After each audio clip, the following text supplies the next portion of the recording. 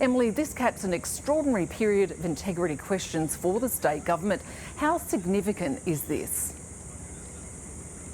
Well, Lexi, it's no small deal for a state government to order a Royal Commission-style inquiry into the Crime and Corruption Commission, but it is something this government has had to consider since the Parliamentary Crime and Corruption Committee reported back and delivered a quite scathing assessment of how the CCC had discharged its duties when investigating the Logan City Council a few years ago. Now, this inquiry was, I suppose, the headline recommendation of that committee's report. The Premier said today the CCC does have enormous power and the Parliamentary Committee is really its only check on those powers. The committee asked for someone eminent to helm any such inquiry. Mr Fitzgerald is, of course, most familiar to Queenslanders as the man behind the most significant corruption probe in this state's history. He was approached to do it and he said he couldn't think of a good reason not to. He was brought in to uncover high-level corruption plaguing Queensland in the 1980s. Now, Tony Fitzgerald will helm a new probe into the CCC, the anti-corruption watchdog with roots in his landmark inquiry of 30 years ago. Who better to oversee an inquiry into aspects of the CCC than the man who created it?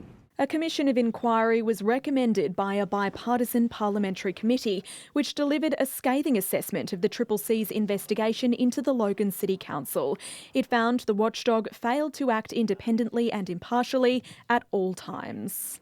I said to the people of Queensland that Cabinet would give serious consideration to this issue and to this report before Parliament resumed. I think this inquiry is really an opportunity to make sure that an anti-corruption body, which actually has an excellent track record of fighting corruption, is as strong and as fit for purpose as it should be. The terms of reference consider the structure of how the CCC investigates and recommends charges and the role of seconded police officers. Tony Fitzgerald and Alan Wilson will be on board from Monday. We'll be recruiting staff to head up the Secretariat, so work will get underway from Monday. The government's been urged to treat other recommendations, like a review of whistleblower protections, just as seriously. But that review also be done very independently, very thoroughly, and in a way that means that Queensland can once again lead the nation in the quality of things like its whistleblower protection laws, rather than dwindle along behind.